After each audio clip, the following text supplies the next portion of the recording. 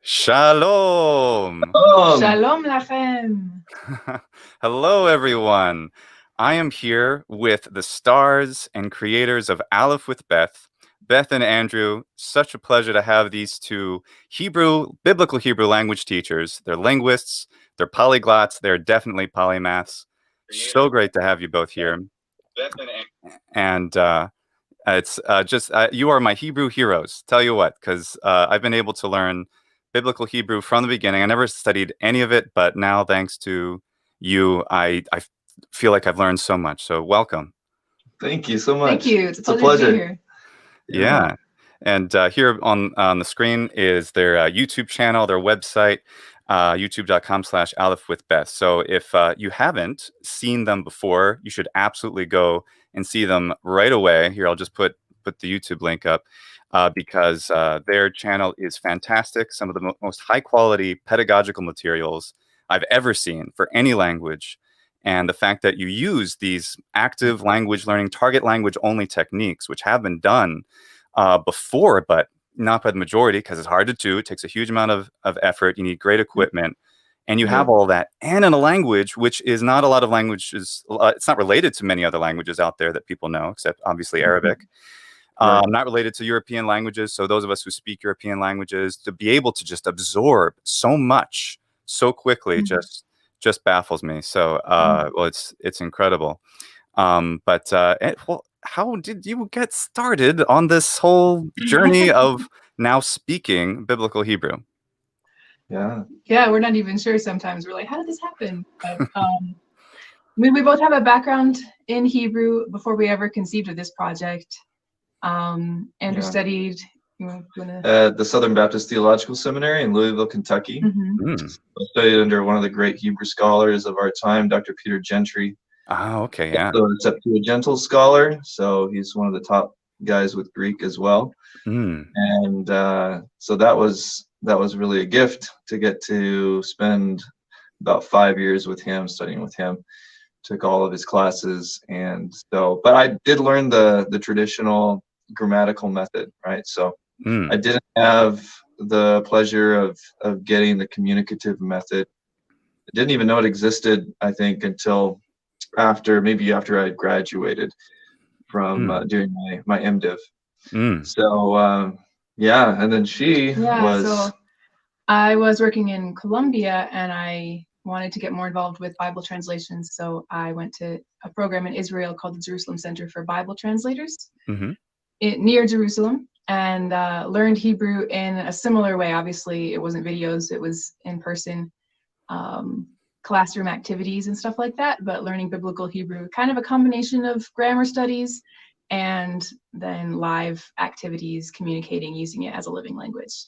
So real similar methodology to what I'm trying to reproduce in the videos. And that was only in 2017, so I'm a little bit recent in the world of Hebrew. Well, I've had an interest in it from way back, but as far as actually getting serious about learning it, it's been a little bit recent. But you were already polyglots before that, right? I mean, based on how well you speak Spanish. I've been a language nerd for many, many years, but hadn't actually gotten into Hebrew yet until pretty recently. Yeah, she's a language nerd much more than I am, has much more gifting for that. I grew up in Mexico, so I was bilingual, right? Since I was a kid, so it wasn't that I was a language nerd, it's just it was functional. So yeah, well, that's, I mean, having that ability, I think that's definitely, I've noticed in, of course, as you know, I speak Latin, ancient Greek, and people who already are polyglots, which is actually relatively few, at least for the most part in that community. People come to Latin and ancient Greek, and I assume possibly to biblical Hebrew, if they have that option as the language they can take, it's usually Latin, because they don't want to speak. They don't want to be in the Spanish class where they have to say, me llamo Lucas, or whatever. They don't want to do that. They want to do. Is that true? That's true also from the biblical Hebrew community? Well, I wouldn't say so, because most people are there learning it because it's required as part of becoming, a minister, pastor, that kind of thing. So it's not that they have some kind of preference for a non-verbal language kind of thing, or a dead language. It's just because it's required. They got to take it. It's if they want to study the Bible, they got to take it. So yeah. Wow. Yeah, makes sense. Well, I think it sets us up for some facility, since we already know, like I knew Italian before I studied Latin, and German too. So it was like, okay, I know how learning a language, a living language, works. There's some grammar, there's some active use. It doesn't have to be full CI. It certainly wasn't for my my German. Was to a little, for the most part, but you still, you study conjugations and you have English language explanations. In Italy it wasn't. It was all immersion at that point. But so I'd seen, we all of us at that point, we'd seen like, okay, this is how languages can be learned to fluency in a spoken communicative way.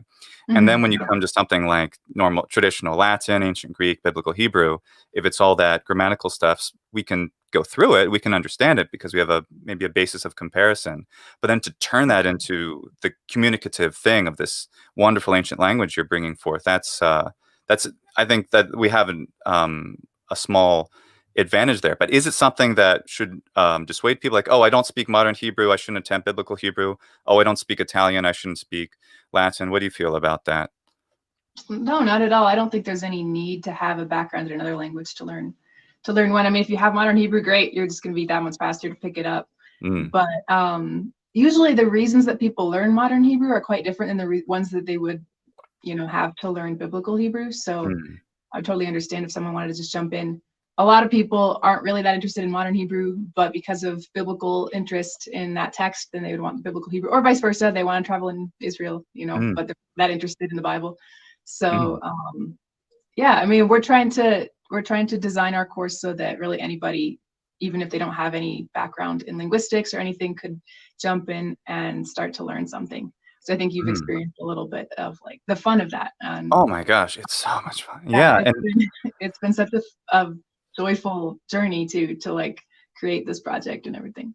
Oh, it's just a jewel, what you've created, and it's just, and I can see where you're going with it too, and it's only going to get better from being already the best version of comprehensible input video lessons I've seen. The only other things I can compare it to is French in Action and Destinos, which are really good, but they're clearly from the late 80s and early 90s, and yeah, and also French and Hebrew, like if I say, "Moi, je suis le professeur, vous êtes les étudiants," and you kind of like pick up like what's going on. To work off of, right? Yeah, you've got so many cognates if you're a speaker of a Romance language that you can just jump in and start to have some handles, but with a Semitic language like biblical Hebrew, like you've got nothing, like maybe Shalom is what and then the alphabet is different too, so you have to really start from a different place than say Latin.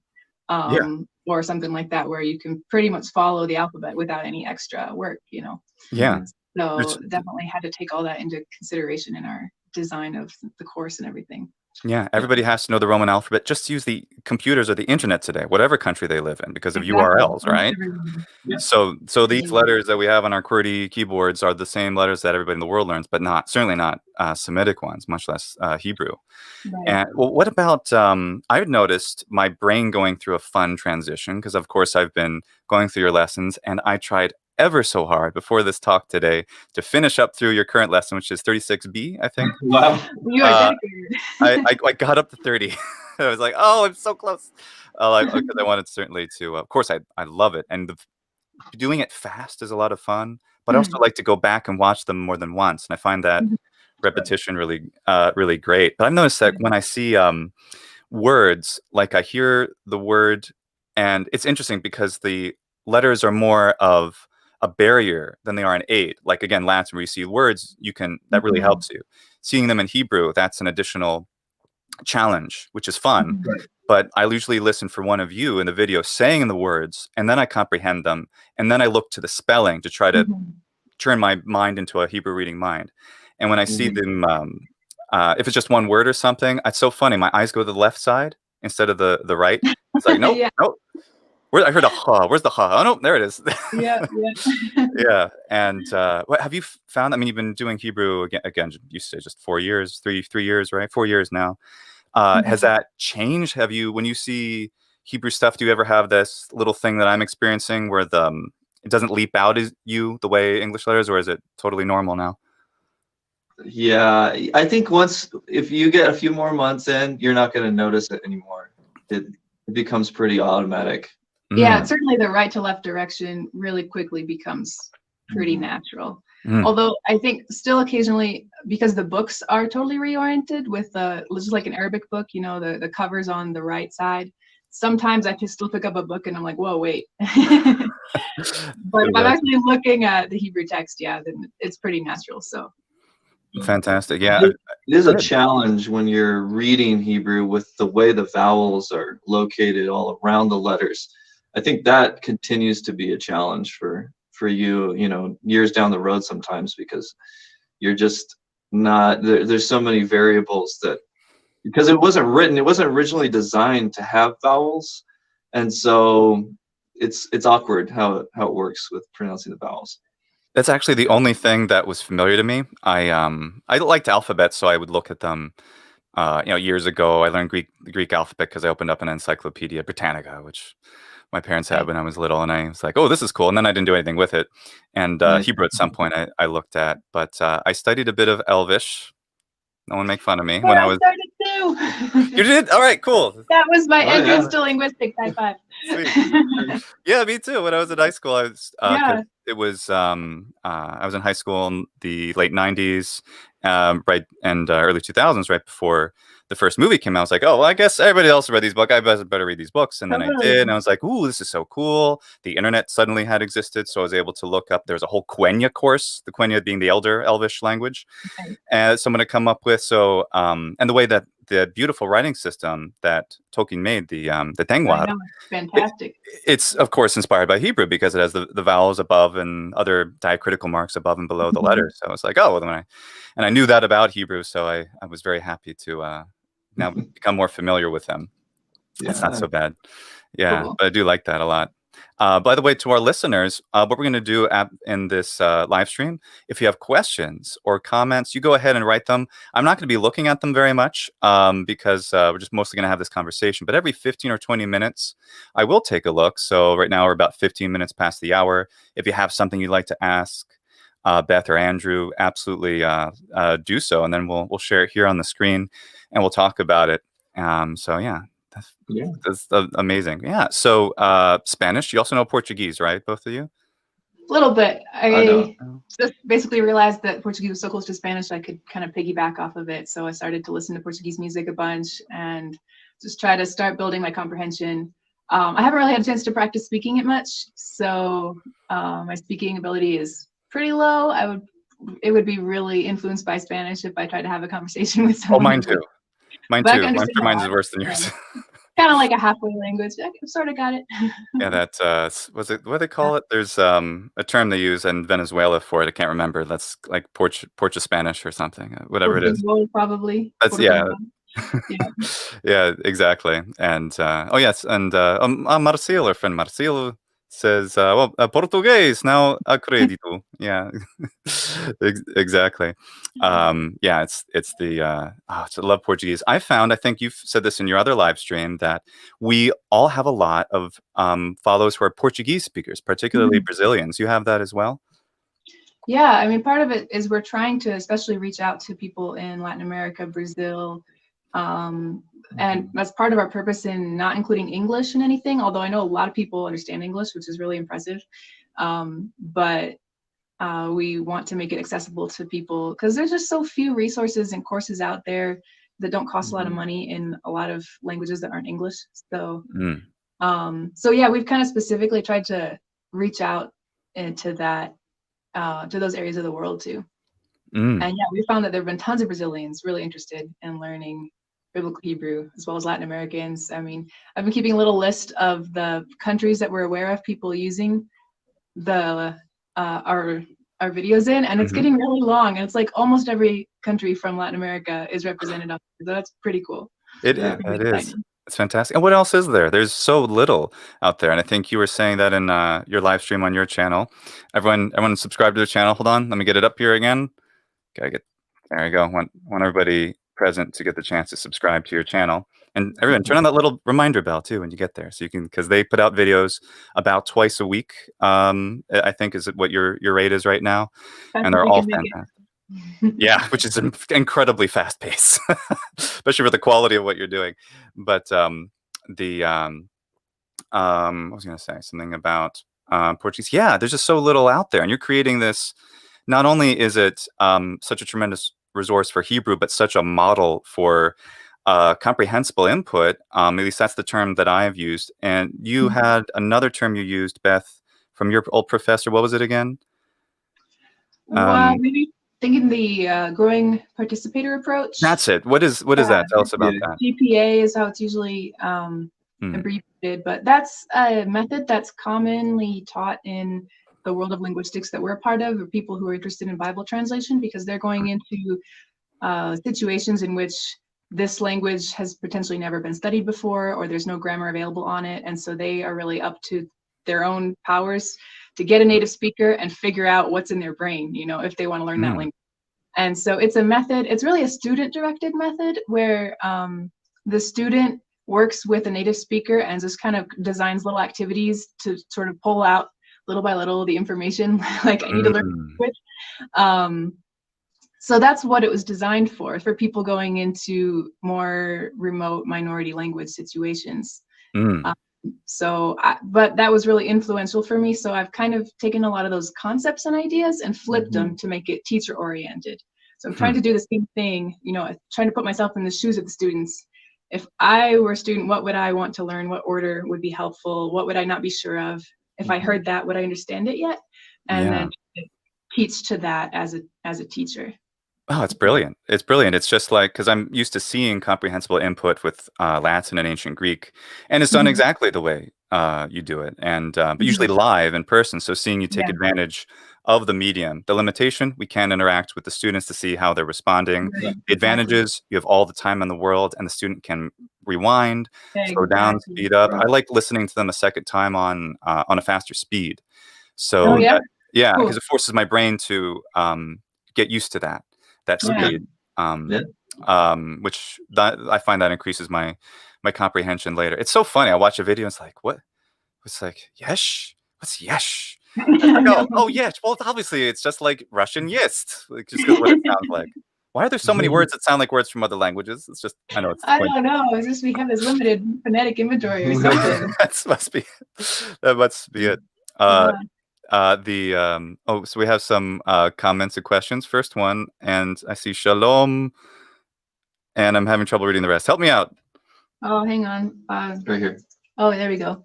Shalom uvracha chaverim. He says, hello and blessings, my friends, or friends. Yeah. Well, toda rabba, Marcelo. And shalom. Yeah. Let's see. There was another couple questions. Somebody asked if we're planning on writing graded lessons. Oh, there we go. Yes. Yeah, so we're totally working on that because we understand from experience it really helps to have a kind of combination. You have the communicative, immersive experience, but then not everyone. Some people are really sharp and are going to pick up on everything and figure it all out because they're linguistic brains, but other people are going to need a little bit more like, wait, what are you doing? And so a little bit more explanation. So we want to make sure that that's available for people who will find it helpful. I think almost everyone will find it helpful to just sort of confirm, like, yeah, I'm getting it. That's what's going on in the structure. So we're working on it. We've got up to, I think I just 13, wrote right? 14 yesterday. Nice. I was 14. Cool. So it takes a long time. We're a little behind. We've got about to release lesson 37 pretty soon, and just writing the lesson for 14. But we'll try to keep it, keep it coming, and eventually we'll catch up. And so that's available. You can find the link in the description of our early videos. I don't necessarily have it on the later ones because it's not ready yet for those lessons. I noticed that. And then I was disappointed when I was like, what? I know, everyone's like, you start to see where people run out of grammar lessons and they start to leave comments like, what? No more grammar lessons? Hey, well, I didn't know they were there at first, which I liked. Actually, I was happier because I think having a full transcription before the alphabet's taught, having grammatical explanations in English, although it works perfectly well, if you can get all that information in your brain subconsciously understood through comprehensible input methods first, and then you just have the grammatical confirmation, that's better than using it as a crutch, like, I don't understand this. Instead of, my recommendation out there to everyone, rewatch their videos. Rewatch Aleph with Beth videos, once or twice, you didn't get it, just watch it again from the beginning. Maybe there's this little detail that was there that you just happen to miss, because our brains, when we're watching something, are not 100% active or engaged. If the phone buzzes for a second, we think we saw it, but we maybe didn't, Right. and that happens. So that happened to me, and I was like, then I would go and watch again, like, oh, I got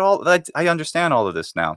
And so even though there haven't been the grammatical explanations for the past like 15 lessons I've been watching, I've understood everything that's going on. It does help that I've seen other languages like Japanese, which are non-Indo-European, just so I have like a kind of a breadth, I suppose. Right. But it's not like that either. So it's really just a matter of paying attention, slowing down, repeating, being patient. And then I would say, yeah, even those lessons which already have grammatical explanations, everyone out there, just watch the video first, and then use that as maybe not the last resort, but as the next step after that. I think it's true. You can get a lot out of watching without referring to the grammar. If you are just a little bit patient and you repeat it a few times, like you said, it's going to start coming. I really think it's going to start coming. And oftentimes as adults, we kind of hesitate to learn in an inductive way, that we don't have everything spelled out for us. But it's still, we can still learn. If we just have the right attitude, it's totally possible for you to still learn that way. And I think it actually makes it stick better in the end. And you really own it in a different way than if you actually have everything consciously spelled out for you. So, yeah. We have kind of a guide for people who don't know where to start on our website. So if you go to freehebrew.online and you click on how it works, then there should be a little bit of a help there. There's a video we made that tries to communicate how you could use the videos with the kind of repetition, reviewing the video, saying the things out loud. The second time you watch the video, the first time just listen. Second time, repeat everything you're hearing. And then the third time, then the next day, after you do that, then just rewatch it and repeat everything, and then advance to another lesson. So that's kind of what we recommend, what we're doing with some students right now. We're teaching about 40 people via Zoom, using these lessons, and then doing like every week we have like a time to ask questions and clarify things. And that's very interesting. That's right, because I've been teaching a lot through checklist that we that's really good. Well, then I'd love to look into that myself, and because I'm really interested in that. Teaching through Zoom, using plenty of great materials, it still can be difficult because if we use total physical response, TPR, TPRS, we do in the classroom, but teaching through Zoom, to make someone stand up, if they're sitting, I have or maybe they're at a standing desk. Froze. Did you not understand me, or did you actually do it? I heard everything. Do you hear me? How we doing? How's everyone out there? We good? Exactly. Yeah. Okay, we're good. Okay. Testing. No, we're not. Sorry if I freaked you out with your video from. I was giving an example of what it would be like in a TPR. Oh my God! Don't worry. I am so used to listening, Beth, to you so attentively that whatever you say is like, it's like he knows. No, exactly. Yeah, that's the problem with Zoom. And it's a mess. So we actually only use it to field questions once a week for about an hour and a half. But the rest of the week, they have like a strict regimen of checklists to how to use our videos, and also the grammar descriptions. So also on our website there, you can click on resources, and we're always updating that with more things that people can use as tools to complement their studies.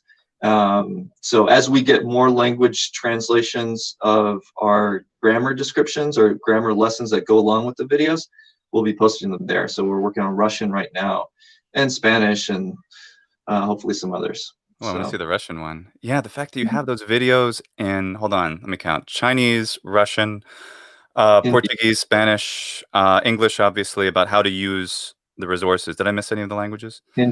Hindi, of course, Hindi. That was really cool. Yeah, what a great, a really good idea. Yeah, I don't know any. I think I know maybe one person from India who's studying Latin in an active way. I'm sure there's more. I just haven't met them, but it's there's for obvious reasons, certain languages tend to be connected with certain more modern languages and cultures, but there's no reason these ancient languages can't be accessible to everyone, which is really cool. And if anyone out there wants to help us create it in your language, we need volunteers. Yeah. We've got lots of missing languages still that Go we'll to have to our- make a video in. So Go to our website and click volunteer. And, freehebrew.com. get in touch yeah, with us. freehebrew.online. I'm sorry, Andrew. Mhm. Yeah. freehebrew.online. Yeah, Okay, we want to crowdsource things. We're very firm believers in keeping everything free, open source, and Creative Commons, all of that stuff. We've just seen so much limitation on people getting into Hebrew because of the cost, and especially in developing countries. So our goal is to think, okay, the world outside of the rich walled garden of the West first. That's our priority, because we have thousands of opportunities in the West, in North America, to learn Hebrew. We have hundreds of textbooks we could choose from in English and everything else. And meanwhile, there's a lot of people in the rest of the world that, Indonesia or wherever, that just have no way they could learn Hebrew. As far as I know, I've been looking and asking professors and people, for example, in India, huge country, and nobody knows of a textbook even that you can buy in Hindi to learn Hebrew. Is there any of them written in Sanskrit? No, I was just kidding. But exactly, yeah. I mean, that's the most basic thing we would expect for a country of 1 billion people. And I'm sure there's a similar dearth in China, just guessing. But, they just came out with one. We link to it on our resource page. It's actually free. It's actually designed from the ground up for Chinese speakers. And it's wish I knew Chinese so I could use it, because it looks really cool. And it's great because it's not a translation of an English textbook. So they actually use the parallels that you can find within Chinese to, because they're both Eastern languages, and they're going to have a lot more parallels than English might. And so they capitalize on that to teach it, which is great. And that's what you need to do. And unfortunately, a lot of textbooks like Spanish and others they just translate them from English textbooks. And then they actually translate the examples like comparing to English. Like in English, we use the adjective this way, and a Spanish speaker is like, this doesn't help me connect to my language at all, right? No. So we want to see more of that done in these other languages, where it's not just, people. And this is a gateway to making that happen. We want to start more of a snowball effect with people getting on board with this. It's amazing. I think it's going to happen. It's just the beginning of some amazing stuff that I can't wait to watch flourish. And hopefully I can struggle along trying to learn a little bit of Hebrew to appreciate what's happening as it starts flourishing. Sebastian, a friend of mine, has asked, have you studied Ladino? Cool. We actually only recently became aware of Ladino and what it is. So we haven't had a chance. Yeah, we were only recently like, what? Spanish and Hebrew mix? We need to find out about that, but we haven't had a chance to look into it. So I haven't either. If you have any cool resources, send them our way. Yeah. He's really cool, by the way, because he restores ancient artwork like Greek, Roman, with digital tools. So if you maybe have seen some of those lovely Pompeian frescoes or mosaics, he's restored them digitally so they look like they're brand new. They're amazing. They're on his Instagram account. Wow. They're really cool. A Brazilian friend of ours has this nice comment saying, hey, Beth, I remember you from Hafner's Live and Instagram. Good to see you again. He said. Cool. Thanks. Good to see you. Yeah. And there was at least one other question here. Okay, Andreas asks, what's the best way to learn the alphabet of a language you don't speak? I know the Greek, English, and Russian alphabet. Well, that's because Greek and Russian, part 2, are my native languages. Yeah. Yeah. That's a great question. And it's something I've experimented with a lot, because being a language nerd, I've looked into a lot of different alphabets, even for languages I don't know, like the Korean alphabet, really cool. I love the Hangul. I know, it's so amazing. Best alphabet ever. Yeah, you can learn it like kind of as a code for sounds, and that's cool. But unless you actually have some knowledge of the language, it's kind of hard to use it or take advantage of it. So that's part of why we purposefully started out not with the alphabet in our videos, because we thought, it's so much easier to learn the alphabet when you have actual words that that you can practice reading. Instead of just like learning sounds and then you don't know what you're saying or what you're reading, or maybe it's nonsense. And so we went for an approach to like learn a little bit, get your toes wet in the language, and then you can use that kind of to scaffold some literacy on top of that.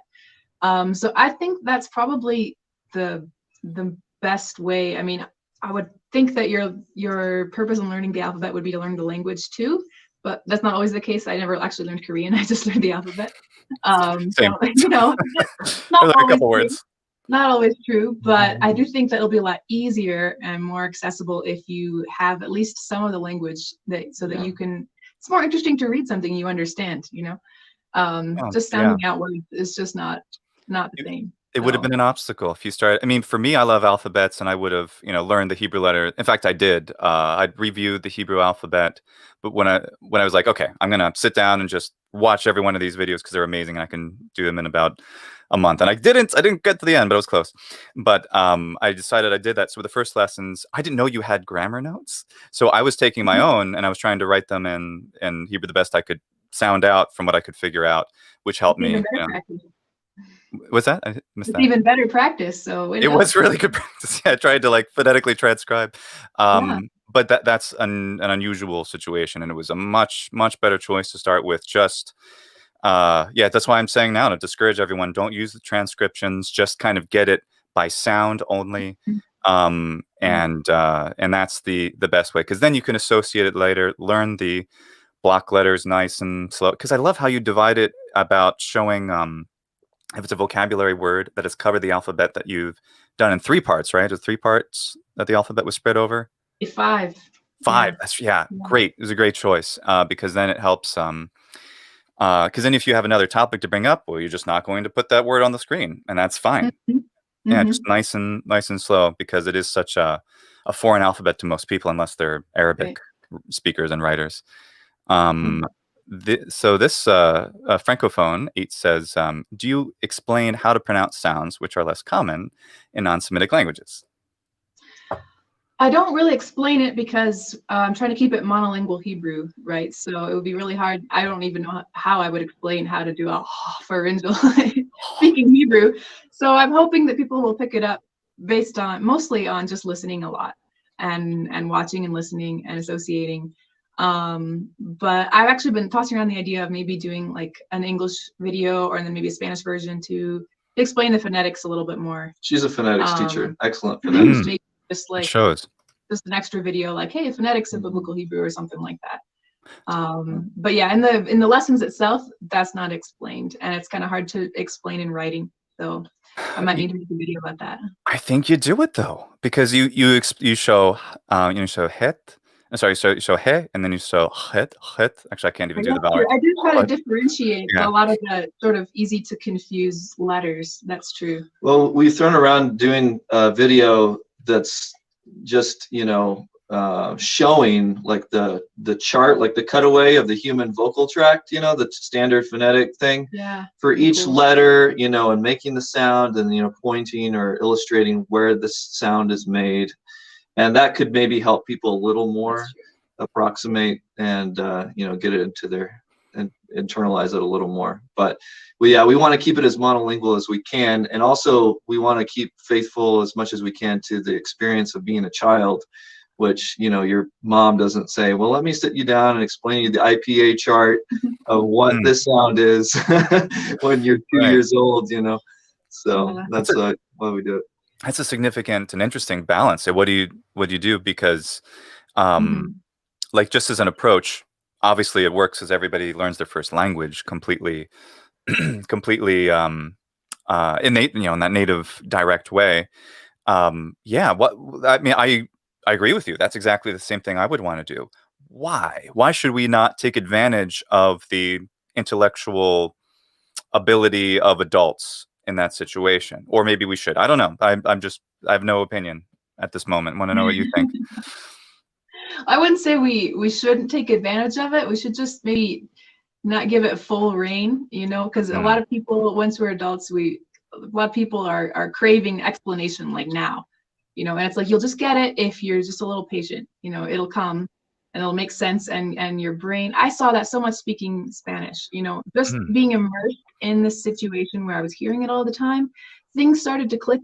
and things just sounded right, and things just came out of my mouth that I'd never learned, you know, and I would realize I knew how to say a word that I never looked at on a vocabulary list ever, or like a grammar form, you know. So I experienced that feeling of like just the fact that I was so immersed in it, and I just heard something so many times subconsciously, completely subconsciously. All of a sudden I realized I know that word. I know how to say that. And ¿en qué momento? When did I learn how to say that? I don't even remember, you know. And so I want to give people the chance to kind of have that in Hebrew a little bit. Obviously, we don't have, you can't go to a country where they're speaking biblical Hebrew all the time, you know. Israel's the closest thing you can get. But I want to give people a chance, you know, to experience that joy, because that's a really exciting moment when you realize, wait, when did I get that? Now I understand it, but when, you know. And so it's a really hard balance. Like we're always trying to balance. Like, yeah, we understand adults really want to like understand what's going on and not have like too much unnecessary ambiguity, and yet we want to let you play with the ambiguity a little bit, you know. Right. Get your feet wet a little bit. I remember vividly as a kid, you know, I grew up in Mexico, but my mother tongue is English. But just one day realizing I could read in Spanish, and no one ever taught me to read in Spanish, but it just happened. And I was like, wow, I don't know how this happened, but it works. Increíble. Yeah. Yeah. Unbelievable. Yeah. That's just, that's why the approach is so effective. And I think you were saying this in your, one of your live streams, Andrew, as well, that having come from a grammar translation background of Hebrew, and now obviously with, you know, there she is, the best communicative biblical Hebrew teacher in the world, as far as I know, right next to you. And now you're, of course, acquiring it quickly. But I think you said still, thank you. Yeah, in my opinion, there you go. And then, to have so obviously you're getting there, and it's fantastic. But I think you said there was some kind of an obstacle still, because the parsing was the way you were trained, and so to get used to thinking of it without English words popping into your head, I assume, because that's what I hear from the Latin and ancient Greek that's community. still a challenge. Yeah, it's an ongoing challenge to unlearn, because I had years before I even encountered this methodology, maybe 10 years of Hebrew in the grammar method. Yeah, so I started learning right after college. I audited a class, and that's when I started getting my feet wet. But yeah, I've gone through 2 pronunciation methods as well. So that's very frustrating, you know, because the pronunciation of ancient Hebrew has not been consolidated or, you know, standardized across the board. So it's just kind of luck of the draw. Whatever teacher you get, you're going to get a different pronunciation. You know, it may be like one pronunciation that's very Americanized, because a lot of Americans don't try to approximate, because they're like, it's a dead language. Why should I try True of to Latin say and ancient Greek R as well. differently than in English R, you know, that kind of stuff.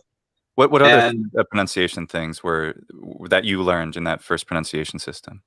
Yeah, so first I learned the Vav as a V, and then I learned the Vav as a W, because it actually is, you know, there is a lot of historic evidence that the Vav was originally pronounced as a W, as an approximate.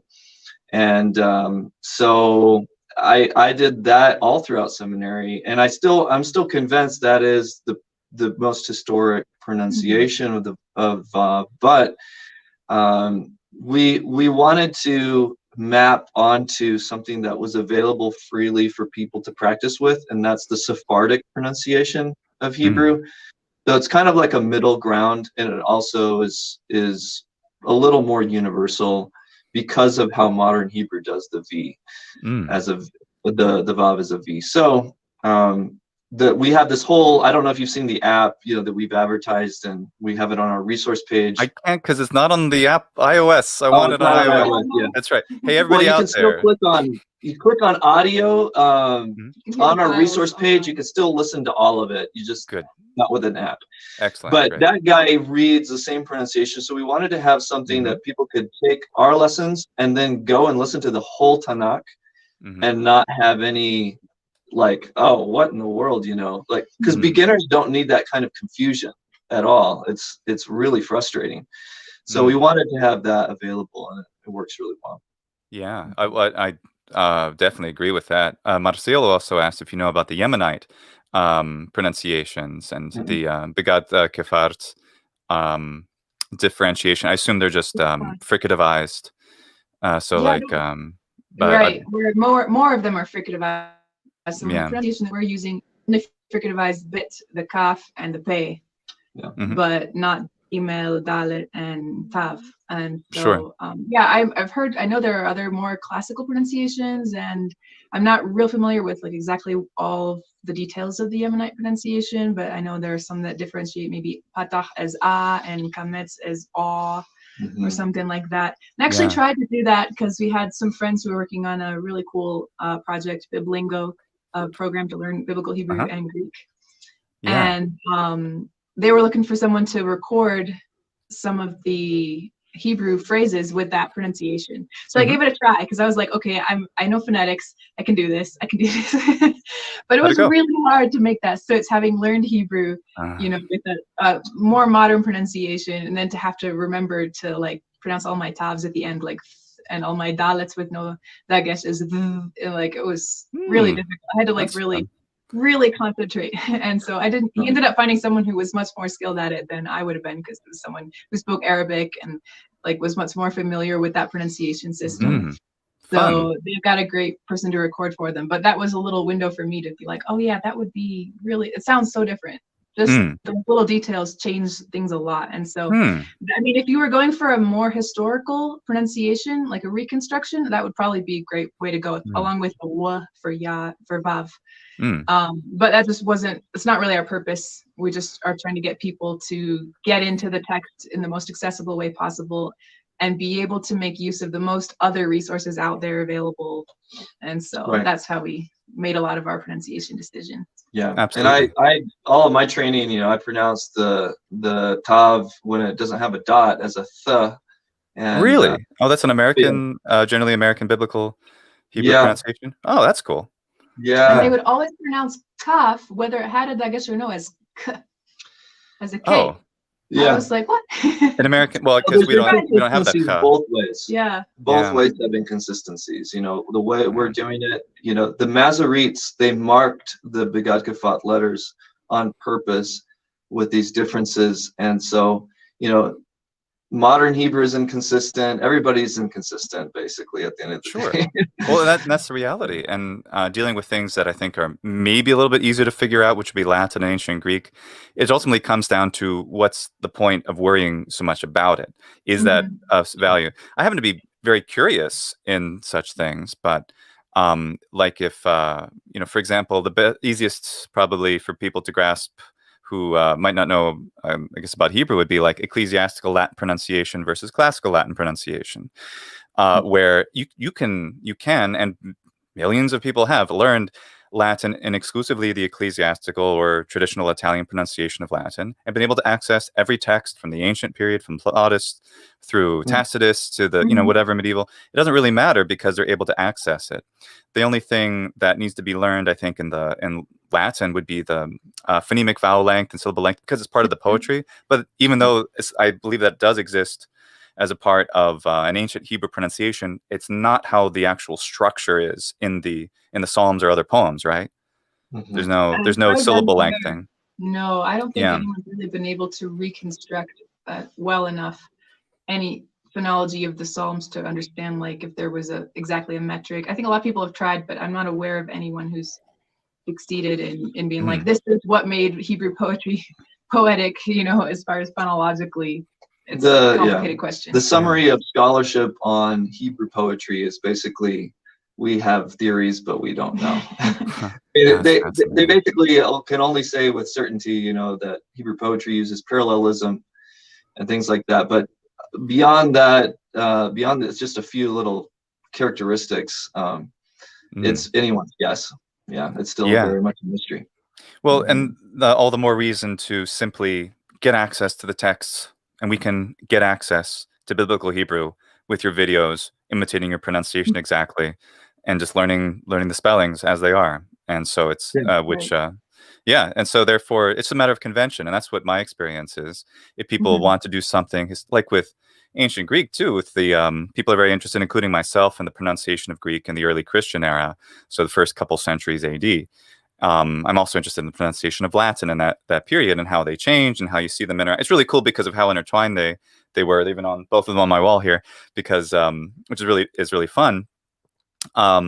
But there's just so many possibilities. The wonderful Randall Booth and I had a discussion over the course of a few weeks on a forum about this exact thing, and he has somewhat more evolved pronunciation he advocates, and I was saying absolutely that probably exists, except here are these people saying something that directly contradicts what you're proposing, like grammarians who are saying in Latin it is pronounced this way with no ambiguity of any kind. So how do you reconcile that? Well, either there's multiple pronunciations in the same Mediterranean environment, different geographies, different peoples, and it's you can kind of isolate that. That's a very, very well documented period of history, relatively, right? The beginning of the Roman Empire. Now we're going to go way back, 1,000 years before that, or and when were the diacritical marks added to Hebrew? I'm trying to remember what century that was. Around the 6th, 7th century, I think. Right. So if we want to, and since David was 400 years prior, right? Then what? Like, it's such a broad period. 7th century AD. Sorry. AD. Oh my gosh. So 1600 years. Yeah. Yeah. It's quite late. It's quite comparatively. So we can say that there's sounds that exist in the language, but to say this is definitely the pronunciation of this geographical area in this century is extremely difficult. And I have a good friend, Ben Cantor, does Greek.com. Yeah, he's fantastic. Cool. He is writing basically the book now to try to determine this as close as possible, and he's doing fantastic at it. But it's super hard. And then it's ultimately it's a matter of what's the purpose. I would love to know exactly the sound of Hebrew that Jesus was using, or the apostles when they were speaking Greek, or whatever, or Latin as well. I would love to kind of reimagine that environment, just as I would like to imagine the sound of Cicero on the Senate floor and get there as close as possible, or the sound of Pericles giving his speeches. But because they're used on such a large, broad, for centuries and centuries, it's not like there's one correct pronunciation, even historically or geographically, even if it's synchronic at the same time. So I find that complicated. And along those lines, I would appreciate from scholarship if they would be a little more honest about how much speculation is involved in reconstructing ancient pronunciation, because we don't have any recordings. And at the end of the day, you can have all the cognate languages, the ancient Ugaritic and other things that could help you reconstruct it, but they need to be a little more honest, I think, sometimes, than saying, well, this is absolutely the way it would have been said, and they don't really know. Yeah. I can give you what I think is a highly accurate pronunciation that existed of Latin or ancient Greek of a time and a place, but also say, but here's all these other things that could have been happening. And in fact, I can say were happening in different groups, like a rustic Latin pronunciation, like what's a word, like a Latin word you might know is aitas, meaning aged. So aitas, that I had already become e in rustic Latin, and they were made fun of for it. Eventually, that's the pronunciation which becomes, or caelum, that's a better one. It means sky, like celestial. So caelum becomes gelum in a rustic pronunciation already pretty early. But then there's the urban Roman Latin, which we, for whatever reason, I think for a good reason, we want to imitate them because that's like the standard of the period, which ends up a few hundred years later just changing anyway. So it's a matter of it's really it's how big a deal that is to people, because the vast majority of the comments again in my videos are overwhelming with positivity, warmth, and generosity. And I love every one of you out there for the nice things they say. Once in a while, though, I get very opinionated people who oh my gosh, insisting that that what they think classical pronunciation is the only right way to do ancient Latin. And then the ecclesiastical is or people who advocate that say that's the true language. That's why I make a lot of my videos, and I've repeated myself in many of the videos to try to say, hey, there's all this stuff going on at once, so it may not be as clear as you think. And really, it's about tolerance, you know? The fact that your pronunciation works with, is it the entire Tanakh that you have on the Hebrew, freehebrew.online? It's a free recording that's in the public domain by, it's old, it sounds old. It sounds dated. But it's there, But it's it works. free, you can use it, you don't have to pay. You can speed it up, slow it down, And the it app works. that was created by the SIL group of in Papua New Guinea will actually read it to you while it highlights the text. Oh, I love that. Cool. Yeah, it scrolls automatically, highlights the phrase that he's reading. You can slow it down. You can put it at 0.5 speed. You can put it double speed, whatever you want. And so it's really helpful for people who are learning. And what I like to do sometimes is put a split screen. So on Android, you can split your screen, have that going, and then put your language of choice below to have a kind of parallel experience. So. Well, that makes perfect sense then. Why that pronunciation's used, because it coincides with this fantastic resource. So fantastic. There you go. Yeah, and also she had learned mostly that way, and since she's such an awesome teacher, I didn't want her to have to relearn something, and that just it throws a wrench into everything if you have to relearn all that stuff. So I was happy to relearn myself so that she could do what she does best, and so I'm just the sidekick for for all of that. It's flawless, man. I would have never thought that it was something that you were trying to learn at all, because learning from you is much as learning from you, Beth. Yeah, it's so fantastic. It's just a riot. How funny you guys are. It's so great. Everything's funnier. Exactly. When you're learning a language, or when you're trying so hard to understand something, like any tiny iota of like humor payback is like blown out of proportion. You're like, that's hilarious, you know, just because you're trying so hard to get meaning out of what you're watching. So I love that about language learning, because like there's a lot of humor involved, and like it's almost more funny just because it's another language. Absolutely. Oh, I strongly agree. There is a community. There's a large community, several of Latin speakers around the world. One of them, the SALVI, which is a Latin acronym for North American Institute of Latin. What they do is they hold 2-day events in several places across the U.S., as well as week-long events in West Virginia, which of course this year are delayed. But every year they have these, and they're wonderful, and they are full immersion, and they use CI techniques, they use TPRS, they use Where Are Your Keys, if you've heard of that method as well.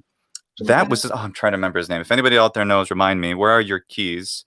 WAYK. Yes, Where Are Your Keys? What that is to, especially for minority languages, is what the founder created this method for, which is basically this kind of communicative. You have a native speaker, say, usually say a language natively spoken somewhere in the Americas that only has an older generation, and the younger generation, they just speak Spanish or English or something.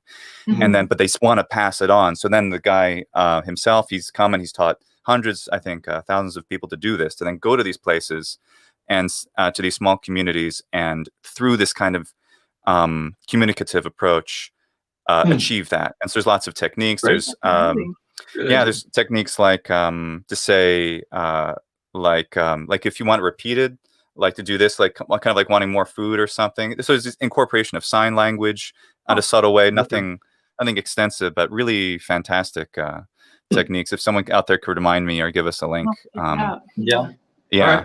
Yeah, but that's what we find, is that everything's funnier in Latin, everything's funnier in ancient Greek, everything's funnier in Hebrew. And when you're learning a language, you got to learn to laugh. I mean, it's if you can't learn to laugh, you're not going to be very successful. So, it's a big part of the affective filter too, though. You know, some language theories have talked about, you know, if your stress level is high, you're not going to get that information, and the more you can keep it fun and lighthearted and enjoyable, then I think honestly the easier it's going to be for you to learn, because you're not like tension. And for so long, I think people have felt like Biblical Hebrew and Biblical Greek, learning it the traditional way is a punishment for a lot of people who aren't wired to learn the grammatical way, and so they just constantly feel like they're on the hot seat and ready to to blow a gasket because they're just struggling so much, you know. Right. So There's a time and a place for a little bit of stress in yeah, absolutely. educational situations, and I've appreciated them in my military experience. But Yeah. it's definitely not like the a stressful situation when you're doing, I don't know, some kind of physical exercises with a group of cadets in the middle of the night in a field or whatever, which is typical kind of thing. Because the point of the exercise is to learn how to deal with stress and just continue to cooperate, to actually kind of break down your individual egos, and then start to actually, I really liked it because it makes you more appreciative of empathy to the people that you're working with. Like, hey, I see my buddy there is struggling. He maybe didn't have enough water or something, or not enough sleep, and he's not gonna do well. So then you learn to take care of them, that kind of thing. But that's for language learning. There's very little need for that kind of high stress unless you're trying to train someone to go to, I don't know, France, and to be in a situation where they actually have to order food and deal with that, which is slightly elevated. But that's pretty much it. You don't want that to be there all the time. Yeah. Well, how do you, being teachers of Hebrew and having done this in many places around the world, what do you do to reduce your students' stress levels so that they can get to it more easily? What do you think? Yeah, well, let me actually back up because you'd asked a while back about how this came to be. It actually starts more in my time in Africa, in Equatorial Guinea. I was teaching translation principles to local translators, and also they were gearing up to do an Old Testament project in a language called Fang, which is the major indigenous language there. And it's a tonal Bantu language. And so they speak Spanish in that country. It's the national language, but it's not their mother tongue. And so they were gearing up to do this Old Testament translation, and I decided to teach them Hebrew, and using a Spanish textbook and using the methodology that I had learned and I kept running into all of these huge roadblocks with that teaching method in a country where people are very gifted at learning other languages, and that's very true of at least Central Africa, where I was at. Most of them are trilingual there. French, most of them, Spanish, that's what I've heard. Yeah, they speak French, they speak Spanish, they speak their mother tongue, and maybe some other things. And so it's very common, and everyone's learning multiple languages. They're used to it, but they're all used to learning it orally, in a natural, kind of immersive way, functionally. And to start out with a textbook and be like, okay, memorize the alphabet. You don't know any words yet, but you're going to have to memorize this weird alphabet, was just like, for them. And I kept running into lots of other things. I was like, these guys they're not dumb. They're gifted at learning. They speak all these languages, but I think there's a hole in the methodology as far as approaching oral cultures. And so for those of you who are listening and don't know, 2/3 or like 70% of the world's cultures are oral cultures. And I think the US is quickly becoming more that way. Explain what that is. So they're not literate cultures, text-based cultures. They don't value reading as much as we do in the West. They don't think of most of them, their mother tongue may not even be have a writing system. It might not even be written. Like Fang, for instance, it wasn't written until 20 years ago. The alphabet was developed. And this is the case for a lot of cultures in the world. You got 7,000 languages, and part of our mission organization's goal is to help people develop orthographies for the first time in their history. That otherwise it's always been a spoken language. So if you come from a culture like that, a language like that, where you've never actually even written your mother tongue, you're not going to value texts. You're not going to read for fun, basically. Especially in this day and age, when globalization has quickly eclipsed the value of text because of our media-driven, whole format of the internet and stuff that's taking over. And so a lot of these countries have jumped from, well, we never even had an alphabet, but now we have Facebook and YouTube. We didn't even have, a lot of them have jumped, they didn't even have phone lines. They went straight from no phone and no electricity to smartphones. Wow. And so it's a really big gap. They didn't have this hundreds of years of literary culture that we've had, the luxury of having that ingrained in our culture, that the whole value of reading. And so like in Equatorial Guinea, you'll never find anyone at a bookstore. There's only one bookstore, and it's run by some Spaniards at the Spanish Cultural Center. And the books are too expensive, and nobody ever buys any of them.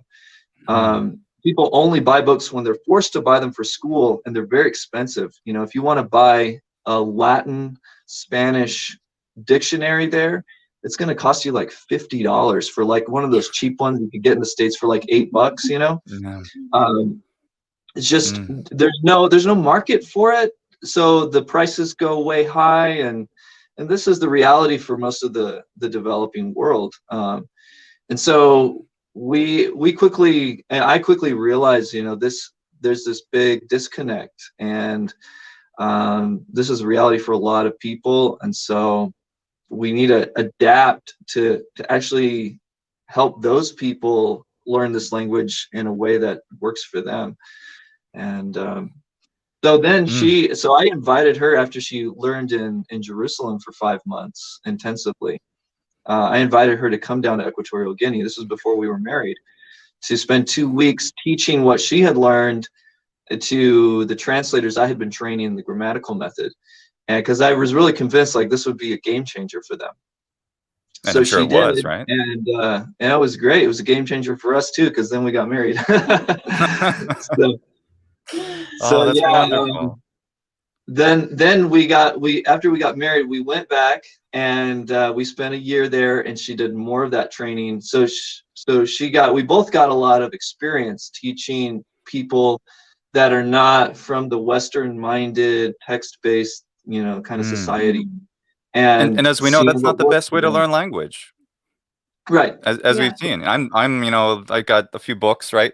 So I can read, and yet I know that the way I'm learning Hebrew from you two is so much more interesting, stimulating, and permanent than if I were to use grammar. I looked up some grammar occasionally while I was watching your videos, and I was like, okay, I preferred I prefer just like absorb. No, let me just absorb and see what happens. If I'm really truly stumped, I have a whole vast internet I can mine through. I can go to Wikipedia's Hebrew grammar page, but it's just not needed right now for me at this stage.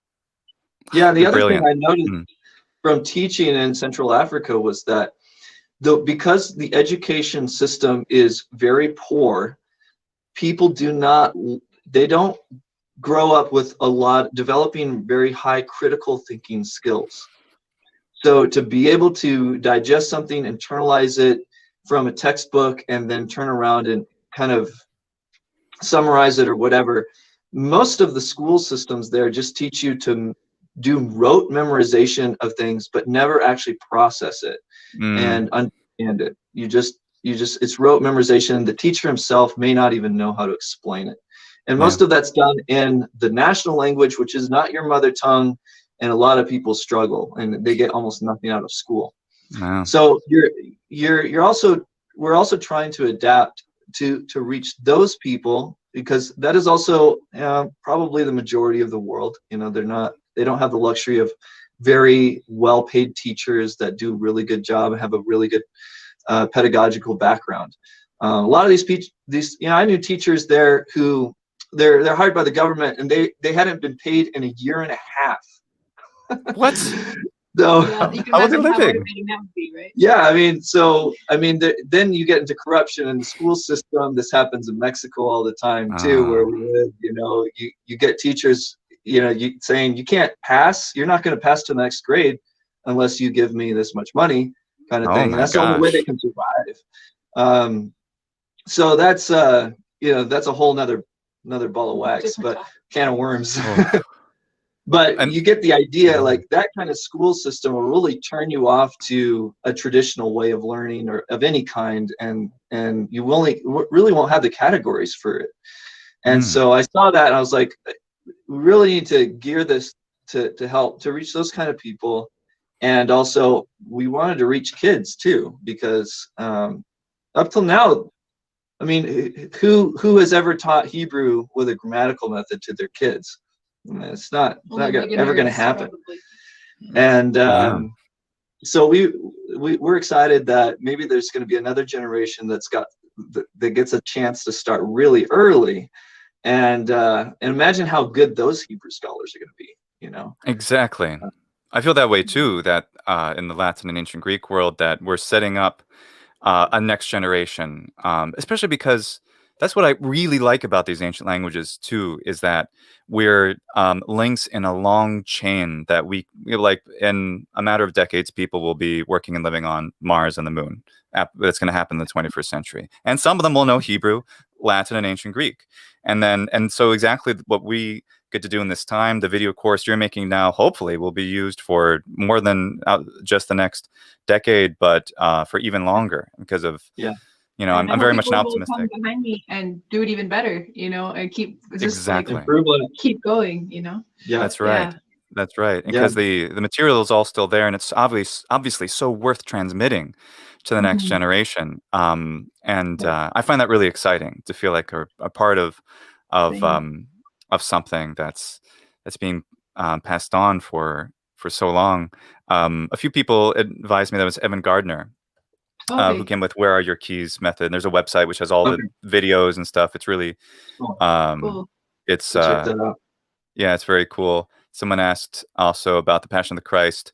Is it have correct pronunciation of Latin? Well, correct. Or we'll step away from the that's a loaded term right there. The loaded term.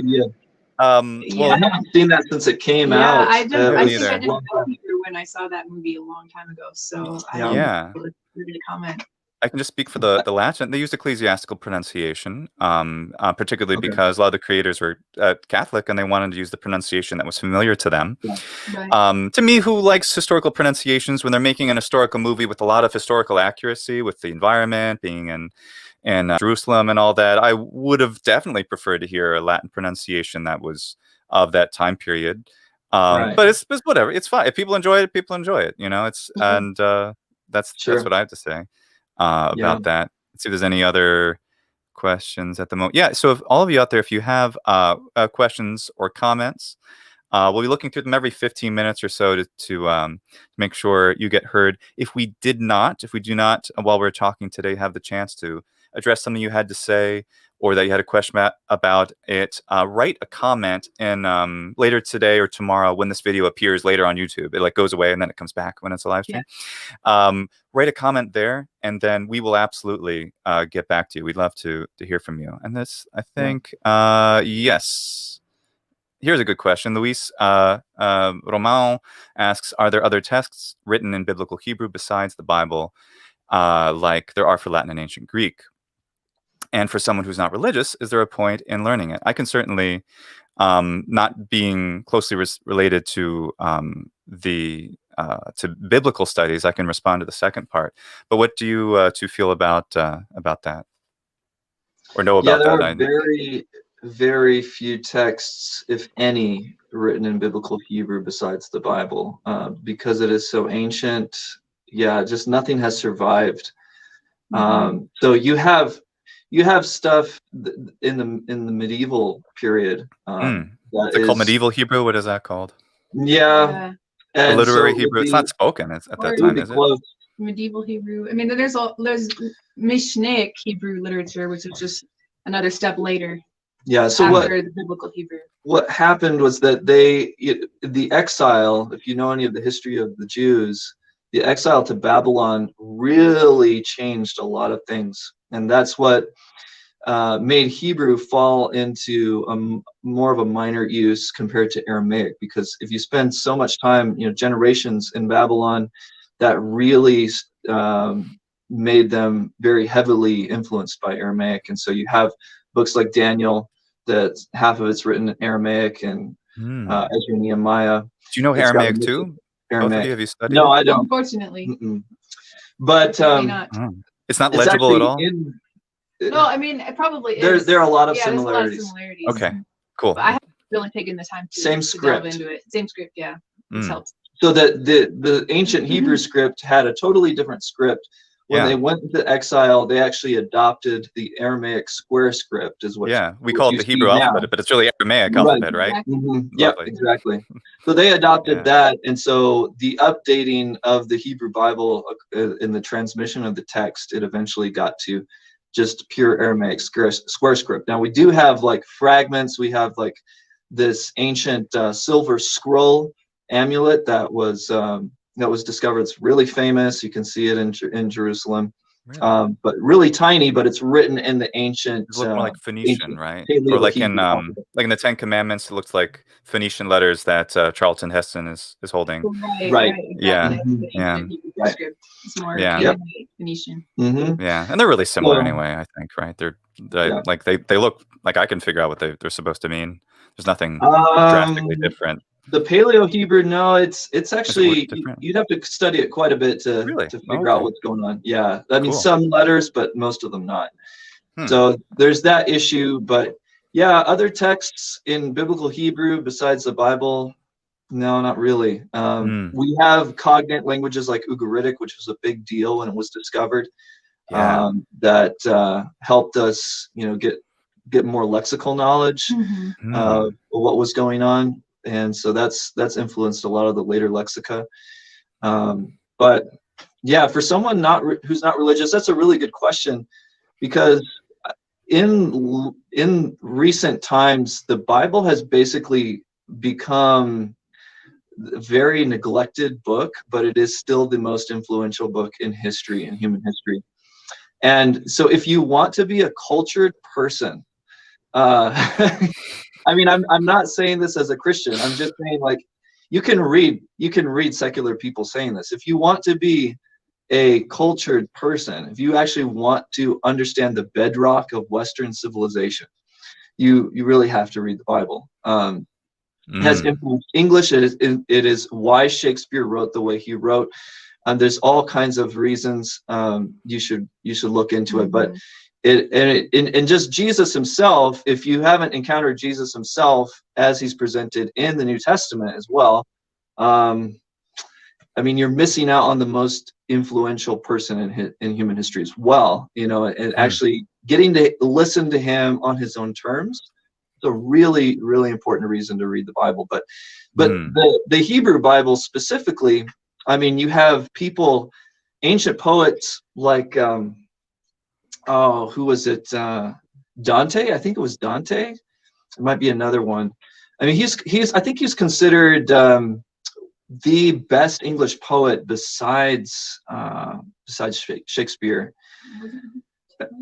No, I'm not. Was it? No.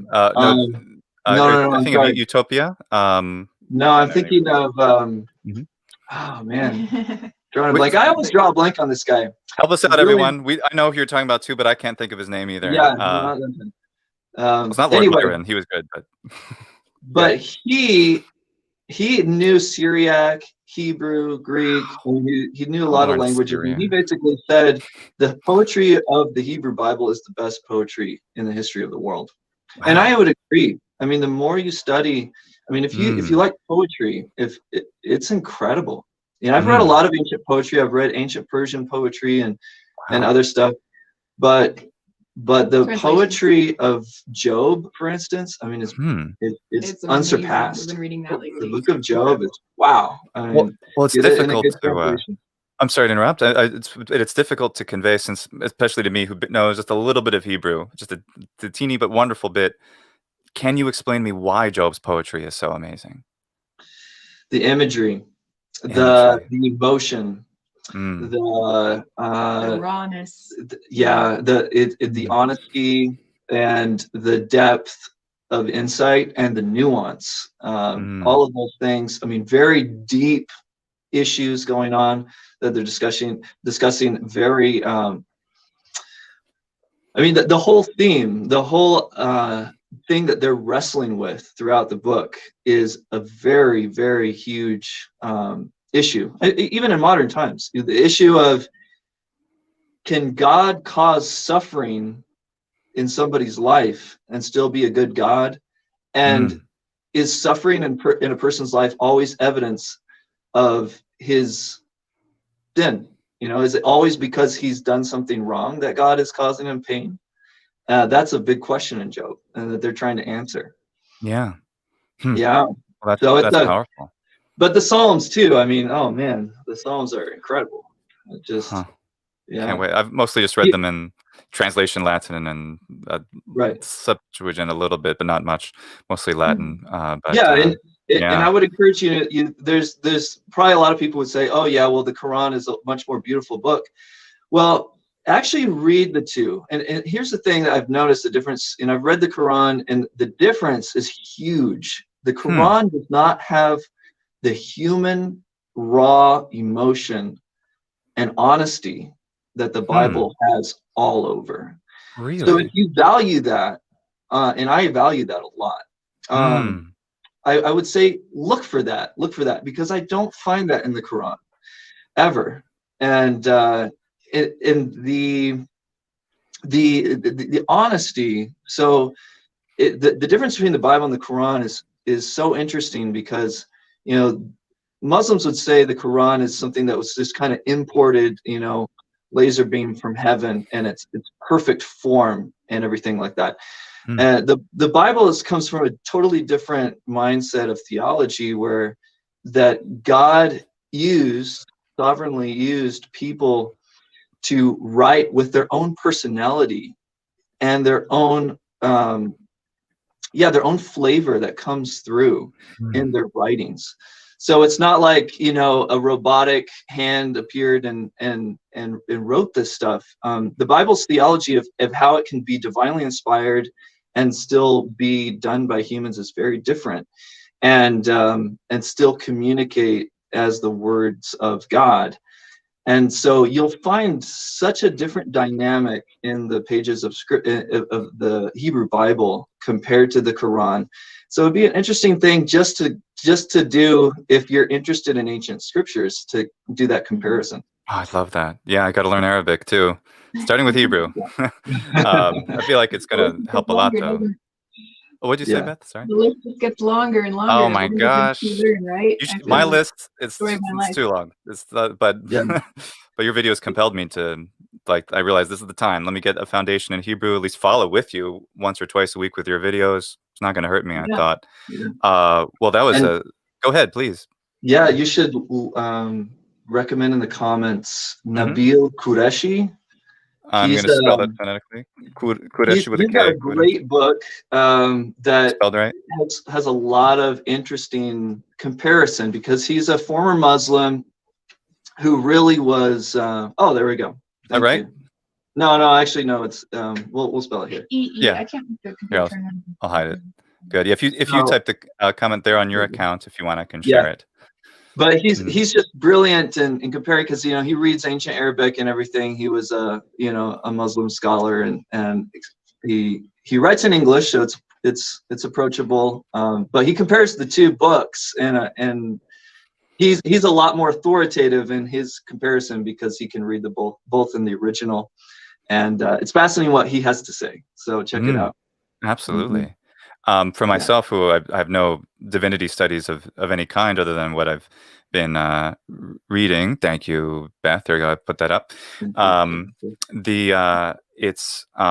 Why should someone then study it? Well, I always think of Latin as the metaphorical gateway drug to ancient languages, because it's, for a lot of people, it's relatively easy to access compared to ancient Greek. If you just start with ancient Greek, and I know people that have, and they seem somewhat confounded. Whereas there's a lot of skill transfer from Latin to ancient Greek, and then from ancient Greek, you can go to Phoenician, to Hebrew. There it is, Canaanite language of some kind, and ancient Egyptian. Our friend Stefano Vittori, whom I've been encouraging to make something like you're doing for Egyptian, and he might. Wow. Yeah, I hope so. That'd be amazing. Well, he's a wonderful teacher. Hard to subscribe. Oh, you and me both. We'll be racing.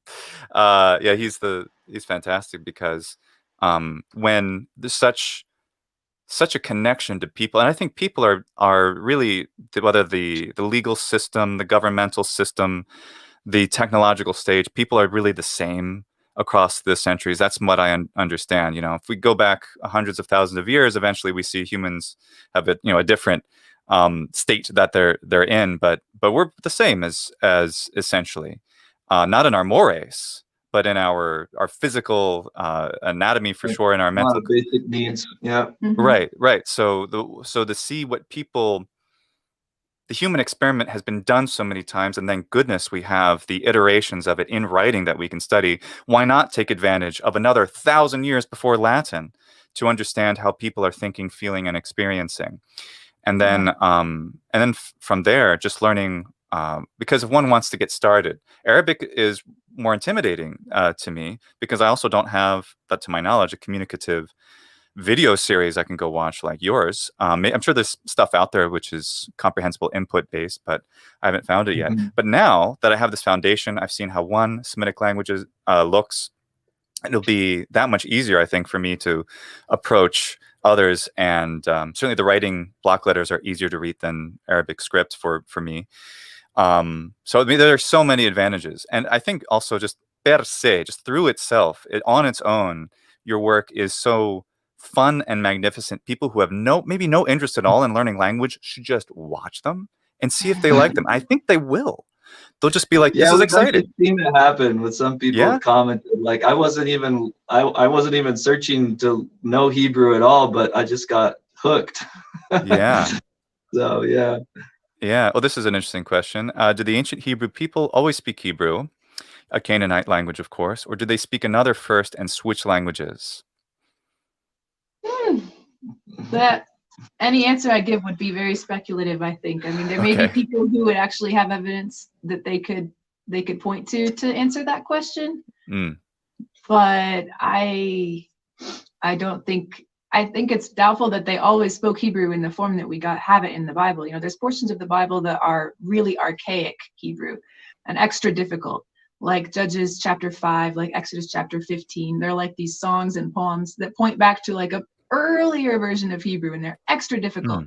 So a lot of the text that we're looking at is not so ancient as, say, Moses or Abraham. It's been, the language of it has been updated for later generations. And so we have a few little things hanging on it. Yeah, that's Hebrew, but it's sure archaic and difficult. And then I'm sure even going further back than that, at what point does it stop being Hebrew and start being pre-Hebrew? I don't know how to answer that question. So obviously, anyone who lives in a country where there's multiple languages spoken, there's going to be cross-pollination going on all the time, and things that creep in, loan words and all that stuff. So yeah, obviously Hebrew is going to have tons of Canaanite. It's going to have influence from Egyptian, right? Because they spent 400 years in Egypt as slaves. It's a long time. So, I mean, imagine how much of the culture, and this is why Egypt is such an important study for biblical scholars, because that was the, kind of like the cultivation bed for a lot of the culture that came out after the Exodus and everything. So much influence there, so much way of thinking, worldview. So there's that element, the Egyptian, and then they go back into Canaan. There's going to be more influence, and then they go into Babylon into exile. So there's all the Aramaic influences. We have all of these Aramaic loan words that come into the later writings. And so Hebrews, the Old Testament the Tanakh was updated, so it went through a period of a lot of updating to keep up. We're talking about thousands of years. Yeah. So they kept updating it. The scribes kept making it relevant and readable for centuries. You mean revisions to like Genesis, or you mean additions to it later? No, updating. So like, let's say KJV versus NIV, for those who know English versions of the Bible. Yeah, right. Real we got to revision. update our language. Yeah, Oh, people do not wow. speak like they did in the 1850s Oh, anymore in wow. America, right? So does that mean that the biblical Hebrew language we have and written down isn't even clearly identifiable to a certain century? Well, I think people would pinpoint more or less around. I mean, different texts are different. So like Daniel and Ezekiel are like later, and then other like Genesis are earlier. right. But Some of the even poetry language though of, wasn't updated yeah, because it's poetry, like songs. You know, you don't change songs because people get mad, right? They do. I want to so talk So about things like songs. Exodus 15, Judges 5 are songs, and so they were yeah, not updated. So they're still preserved in their archaic form. just like Was you the don't narrative update around them. Shakespeare. You know, if people do a modern version of Shakespeare, well, people are gonna be like, we don't like that. Even Yeah. though most people don't understand Shakespeare at first glance anymore. You know, maybe they understand 20% if a normal American reads Shakespeare, Yeah. even though it's in English. Yeah, Yeah, it's it the takes same thing. not So clear. they went through this periods of updating. So probably, you know, I don't want to speak because I haven't reviewed this in a while. Like exactly what century where they started consolidating this, but it was mainly around the time of the exile that it went into preservation mode, because the exile was so traumatizing, so traumatic to the whole people group that they immediately went into like, okay, now we're not updating anymore. We're just trying to preserve what we have left, kind of thing. So after the exile, you know, the fifth century or so, then that was more we see, you know, let's just keep what we have.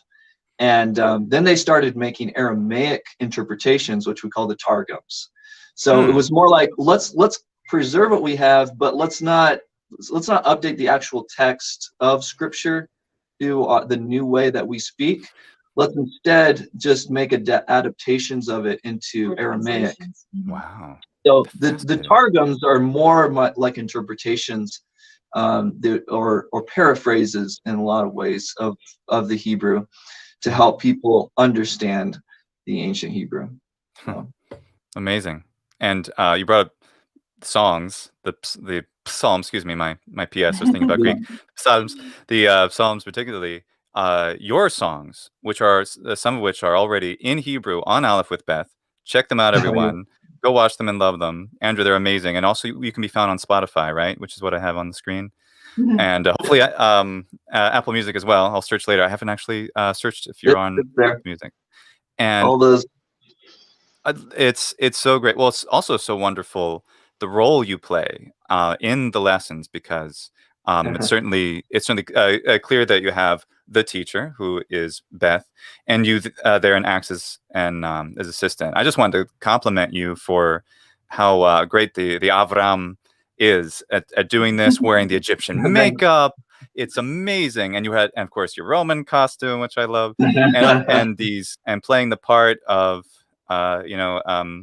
what's ten kos, give me the cup, and you're doing that, and it's that is something I really admire, like how well and how generously you do that too. Oh, thank you. Yeah, he's really gotten into it. I never expected him to like create this whole character out of this, but he's like, oh, I found this other costume. It's like all his initiative. He's like, what weird looking thing can I put on for this video to make sure I look as bizarre as possible and make people laugh? It sticks with us.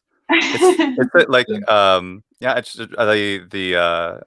what do you say, Anochi Melech, I'm the king, I'm the pharaoh, and it's like I remember that. I still see it in my mind, the beautiful gold costume and all of it, just and it's fantastic, and it's very it's a model for all of us who want to teach. So that's one part of the answer to your question you asked a while ago about how to keep it fun, so that's one thing that Andrew has definitely contributed a lot to, is just sort of changing it up, make it unexpected, something totally different.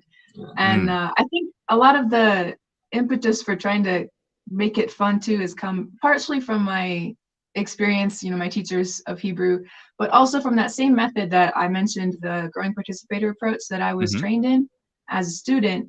They also encourage that a lot, like do unexpected things all the time, so you often start out with all these little toys like we've got in the videos in this GPA method, and then you start love the with little different farm combinations animals. things, so you can learn how to describe where things are. And so they just encourage you, do weird stuff, put the things on people's heads and body places, and drop a rock from random the places, things sky. that don't make sense. Put an elephant on top of a goat. Like because that kind of thing just keeps it fresh. So I think that must have come through a little bit in the videos. I think I remember. Yeah, Hakkevis Katan al Jesus Gadol. It's the little sheep is on top of the big horse, and it's just I will always remember that because it's so like clear. I love too how you just seeing things manipulated by a person. The images are always clear. You use story blocks like I do, and those are fantastic. But the fact that we get to see both of your hands actually doing things is yet that much more. Especially you were just speaking to the human connection and the Bible itself, Avraham, and then to actually see that the human interaction of you two, in addition to all those other wonderful examples, it works so well and so nicely blended. Yeah, I actually have a lot of experience teaching kids.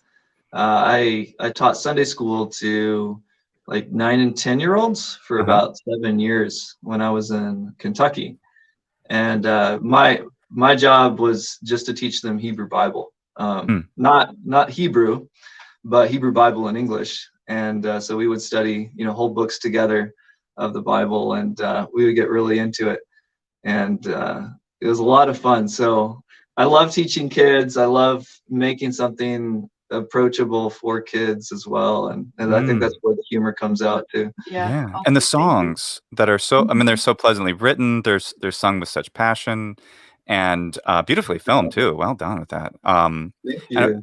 And I was thinking of Rouse is the name of a Latin and Greek teacher from 120 years ago, and not only did he write some excellent readers, but he also wrote he calls them Latin and ancient Greek shanties. And there's songs written in the actual ancient Roman and ancient Greek meters, like dactylic hexameter and things like that. And in the introduction, he wrote this, and I always liked it. He says, a word or form learned in a song, if later met with in a text, at once calls forth the familiar stanza, which then is sung unasked in the mind of the student spontaneously and returns like an old friend.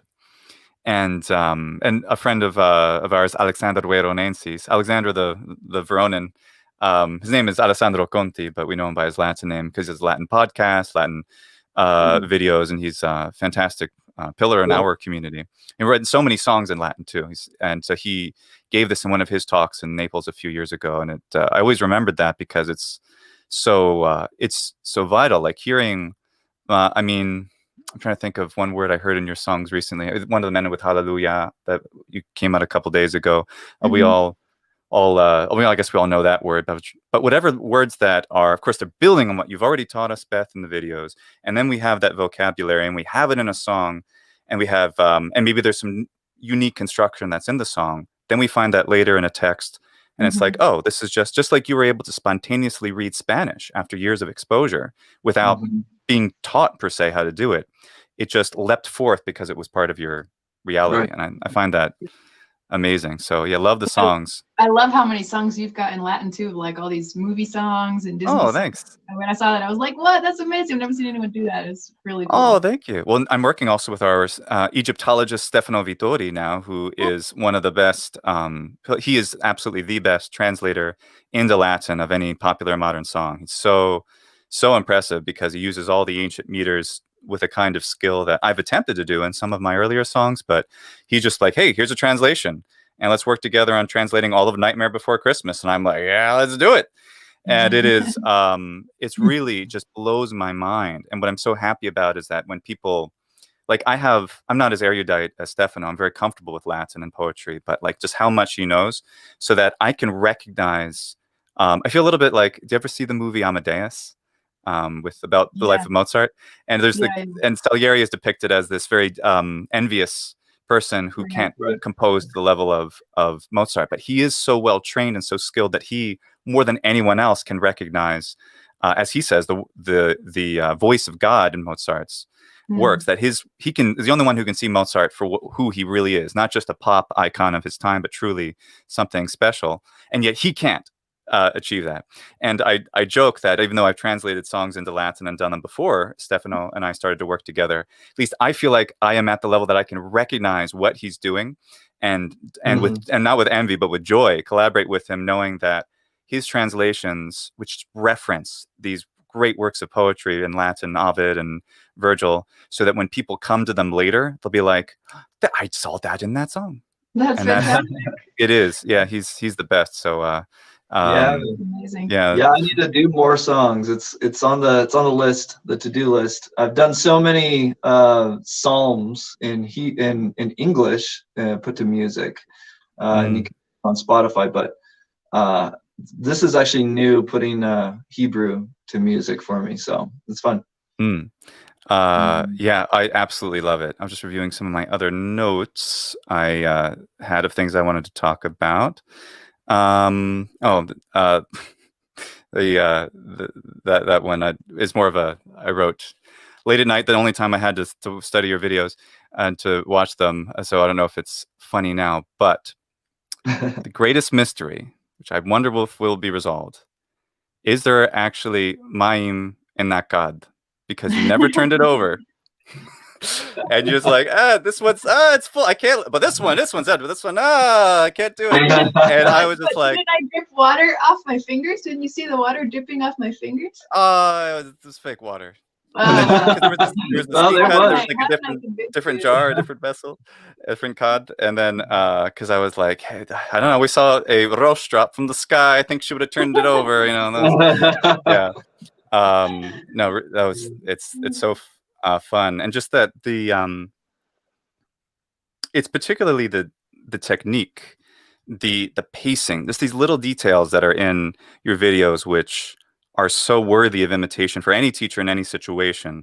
But just like the slowness and the patience, and how well rehearsed you have the stuff too is great, because you can speak a language fluently. Like, I'm very comfortable speaking Latin, but when I try to do my own comprehensible input things, I have to really rehearse it to make sure I have exactly the right amount. I don't say a word that maybe it's perfectly correct, but it's not what I need in this particular moment. And the structure, I just see that come through as someone who's trying to do something similar, and how much, like, wow, it just blows my mind how well you do that. Someone put a comment on a video of mine today, actually, which made me feel a little sad, saying that only if you're smart can you learn Latin. And I was like, well, there are a lot of dumb Romans spoke Latin fine. They would never learn to read or write. Yeah, right. Obviously we're polyglots. We can approach language differently than other people might approach it if it's their first. But I was wondering if you had anything to say to encourage, because I know you don't think that's true. I don't think it's true. How if someone said only smart people can really learn Hebrew, what would you say to that? Yeah, I would disagree entirely. I think that any language can be learned by any human being. The thing is getting the right circumstances for that to happen. And that's the trick. That's why so many people don't feel the success of learning a language, is because they don't have the right circumstances that, and yes, I think that some people are naturally a little bit more gifted than others, and that's a factor. I've seen it in real life, but that doesn't mean that you can't learn another language, no matter what your abilities are, So I do think that the more traditional grammar translation method probably just makes a smaller percentage of people able to get success, or to feel like they have the ability. Yeah, I think that method tends to probably make a higher percentage of people feel discouraged, like they can't, because it's just not so natural. It's that much more abstracted from how our brains actually assimilate language. And so there's like a few people who are going to be able to take that input and they're going to be able to assimilate it, but they're the minority, and I don't think I can learn to speak fluently from a book. I don't know. You'd have to compare it with something you already know. I was able to do a bit of spoken Latin once I finish the Familia Romana book that you may have seen me working with. Only because I already spoke Italian, and I could, if they're similar enough that I know how to say this particular phrase in Italian, and now I know all the Latin words and grammar, and I can read fluently, and I can, if some of them are just that identical, that's great. Maybe it's not the idiom, but I can get there. And that was enough to enter into it. But otherwise, yeah, something more more challenging. Otherwise, learning from a book. No, we need to hear people do it. I think the part of your brain that you use to speak and like process a language as a language fluently is just a totally different part than what you're usually engaging when you're looking at a textbook, and so that's why I love these kind of methodologies so much, is because they activate that other part of your brain. I'm not a brain scientist or anything, but like just from my own feeling, I'm like, I can't translate what I see in the book into that real functional knowledge. That's really hard. I need that functional communication in order to get that knowledge that I want, Yeah. So that's why I love these communicative language learning approaches, because I think they open it up to like so many more people who might have felt discouraged with a textbook. And I felt discouraged with textbooks, so I'm totally with you. And but that's not the only way to learn, and much less today, where there's like things like YouTube where we can share this stuff widely, which is so awesome, Yeah, that's so right. I'm really thankful we live in this time, because it's really cool. It's so much easier to find that kind of input that you need for that learning Exactly. than it would have been even just 50 years ago, or 20 years ago. So yeah. And you cracked the code, because the scope of the project is, of course, teach as much biblical Hebrew as possible. 100 videos this year, you said, and then 100 next year. Amazing. Gosh, I can't wait that's going to be great. And then because you can't learn every language in the Americas and Africa and Indonesia, right? As much as you'd want to, even have the ability to learn any one of them you wanted, sure. But what time commitment? So rather to empower everyone there, a select, not a select few, but a small number of them who are able to acquire the Hebrew language through your courses, and then they can go and do the translations, which that is the scope of the project, is it not? Yeah. That's the idea, is that anyone out there who's motivated, who has internet access, will have the tools to learn Hebrew. And that's our goal. Amazing. Going to be motivated, but a lot of people will. Yeah. So thanks for posting that. It was John Milton. John Milton. Yeah. John Milton was the poet I was trying to think of. Absolutely. Yeah. And his works are fantastic too. I'm a big Milton fan. I couldn't even think of his name either, though. If you go to our website, back to the translation topic, we have a little drop down menu, why, and it says why Bible translation. And basically, a lot of people don't know this, but there's been a lot of Bible translation in the last 100 years, but it's basically been focused on New Testament and not Old Testament. And so there's a lot of people groups in the world that have the New Testament and have not a single verse in the Old. And so we're looking at like 6,000 languages in the world that still don't have any of the Hebrew Bible translated. 6,000? Yeah. Oh my gosh. Wow. And it's been around for long enough. So it's done. This is the century. Let's knock a few thousand of those out. Come on, let's do it. You got to get on it. Right. And so part of this is helping this be more sustainable. They can't wait for experts to come in from the outside to make this happen. They need to learn it and do it themselves. And this is the way to do it with the most accuracy. If they can have access to the tools to really get down to understanding the meaning of the text, because depending on, doing translations of translations can only go so far. And so they need that. Absolutely. Shane Leaf had this thing to say. Thank you so much for being generous with your knowledge and enthusiasm and encouraging other people. And I concur. Thanks to both of you. Really a pleasure. Yeah. Well, I had one other little fun thing. This is an experiment. I don't know how it will go, but without telling you what this is, I'm wondering if it makes any sense to you. So this may not work at all. I have no idea, but it will make sense in a moment what this is. And okay, is any of this legible to you? It's very small. Could Oh, you wait, zoom I in can make it a bigger. little bit? I'll make it bigger. Hold on. Okay. Making it bigger. Let's just start with any of the lines. Okay. So I'm going to get all cozy with the camera here to read it. Oh, yeah, this is a tiny screen. So that's a good excuse if it doesn't. It says transcription. Uh-huh. I'm recognizing some words, but Uh-huh. That's cool. Some words you I'll, recognize. That's great. That's Kaniti yeah. et bnotai. Huh. fabulous. I mean, I can't. Yeah, there's little pieces, There's but something Cool. I don't Yeah. know all the words, So especially without cool. the vowel. Yeah, especially without the vowels. This Yeah. is the transcription of Punic, of Carthaginian Phoenician from a Plautus play called Boinus, the Little Carthaginian, where he actually has all of these lines which are spoken in Carthaginian, and this is the transcription into our Hebrew alphabet, Semitic Aramaic alphabet, based on that. And I can't understand any of this stuff yet. I can understand the transcriptions later in the paper. But as we had discussed, and I had learned that there's some kind of, in the period of Carthaginian, Punic having some level of intelligibility with Hebrew, you just demonstrated because you could recognize some words. So that was really cool. Thank you so much. You know the word zot? That was there. Results. That's great. Results. Yeah.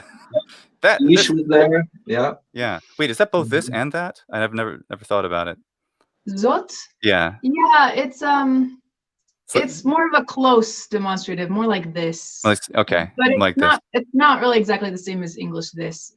Okay. That's what it's maybe a little bit broader than English. That's cool. And then if they want to talk about like really far away, then they can use the subject pronouns. So you could say like often in the Bible it's hayom hahu, that day. You know, when they're talking about a far away day, hayom hahu. Hayom hahu. Reuse the subject pronouns as a demonstrative for the extra far away stuff. But yeah. That's fantastic. It reminds me a little bit of the Latin demonstratives is, ea, id, which just means it could be this, it could be that, it could be, there's not really pronouns like English or other languages for he or she and they. Instead, they just have demonstratives and they use them whatever makes sense. But the is, ea, id kind of mean this or that, and that's what I was thinking of. So anyway, that's awesome. Somebody asked a really good question we should answer here. Please, which one was it? They asked, after 200 videos, would one be able to read the entire Hebrew Bible unaided? Is that the great question? And no. Sorry, we wish that was so. As we mentioned earlier, the poetry of the Hebrew Bible tends to be more ancient and therefore more difficult. In fact, like, I don't know, maybe by a factor of 10 times more difficult than reading narrative. So that's another one of the challenges for doing songs, because it's better to sing poetry, obviously, because it was designed to be sung, but there's very few verses that we can actually get at this point that people will understand, that they have all the tools to understand all the vocab. It's hard. So, you know, just like in any language, poetry tends to use the most, you know, rare, you know, eloquent words that no one uses in normal conversation, kind of thing. And that is what tends to happen in Hebrew poetry as well, besides it being having a more of an ancient feel a lot of times. So there's that issue. So no, there's so much poetry in the Hebrew Bible. The prophets, Isaiah is an extremely difficult book compared to something like Genesis to read. And so we wouldn't expect that. We would expect that, yeah, maybe you could read a good big chunk of the narrative after 200 videos, but definitely not the whole thing. Not unaided. So I mean, my goal is to get people to the point where basically where I stopped when I left Israel. I had a really good foundation, and I was able to pick up a Bible and make enough sense of things that it wasn't so frustrating that I would quit, you know. So I was able to, especially if you can get an edition like a reader's Bible that has the rare vocab in footnotes. It's really helpful for you to just start reading. So my goal is to give people the foundation so that they can pick up a reader's Bible with those aids and they can continue to progress themselves. But they've basically got the the foundational tools of the grammar and like common vocab. Right. So that's my goal, is to give that in the video, and then maybe we'll get some extra non-frequent vocab along the way too. But yeah, there's so much vocab I still don't know, that I'm still learning, Sure. as I read. Well, I mean, all of us. I'm very comfortable with Latin, and I encounter new words plenty of the times. Because it's not like it's just the Bible unaided is a huge accomplishment. It is, and I'm not there. Well, right, and it's not, and it's the book's this big, but besides that, it's like because of if you pick like 1 century's worth of literature, say Latin 1st century BC, you can get a handle on that. But you stray 100 years left or right, you get plenty of new things, because it's not like learning Spanish. You learn Spanish of the 21st century. Sure, Spanish of the 21st century has stuff from the previous 7 centuries in it. But to a certain extent where it's relatively limited. It's kind of like one register we learn in a modern language. And I found that super challenging, especially using Latin and ancient Greek in a modern way. To discuss, I have videos about this, but like, what do you call France? Well, you could call it by its ancient name, Gallia. You could call it by the name Francia. And people have these chimera names, which I'm not fond of, these bizarre chimera combinations of like Gallo Franchi or Franco Gallia. I don't prefer that. But the reality is that even as Latin has been used communicatively and as an international language all the way through the present day for the past several centuries, there's a consensus. Who makes the consensus? Which puts me in a position who I'm blessed to have people who subscribe to my channel and who follow my stuff. So I have to make decisions. And if I make a decision, that's a decision other people emulate. And therefore, is that going to narrow things? And if I make that decision too, is that going to reduce the access to other things? Because we're very concerned, since we use Latin so much and so actively, of inventing new Latin, which we should not be inventing, because pretty much everything we need already exists in the language. We just have to find it. And we have the resources, but people don't know them, and then they make them up, and they think, oh, this sounds better. This sounds better in my ear, but they don't know that something already exists, which is already part of the language, because they don't have a sufficient depth to, nor should they have to have that kind of depth. I don't have that kind of depth in Spanish or even Italian, and I know Italian really well. I don't know, this huge history of the language to be able to innovate something. It's this really weird position, because we're not native speakers of these ancient languages, and now we're the custodians of them. Totally. And I don't know. That's cool that in Latin you have such a huge corpus of text and different, and a little bit more identifiable what features from what century and stuff like that. In Greek, you've got just way more to work with. And the Hebrew Bible is such a limited corpus that is a lot of times like, how do they say this? I can't find any examples to answer the question I'm curious about, or something like that, or only 1 or 2, or very, very limited examples. And even to say yes, there's not a lot to go off of sometimes. No way to say yes and do the best I can. Ancient Hebrew. Yeah.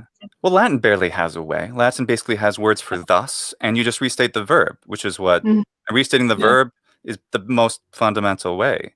And I assume that's true in Hebrew, right? Yeah, that's what they usually did. Yeah, so you don't have to say can.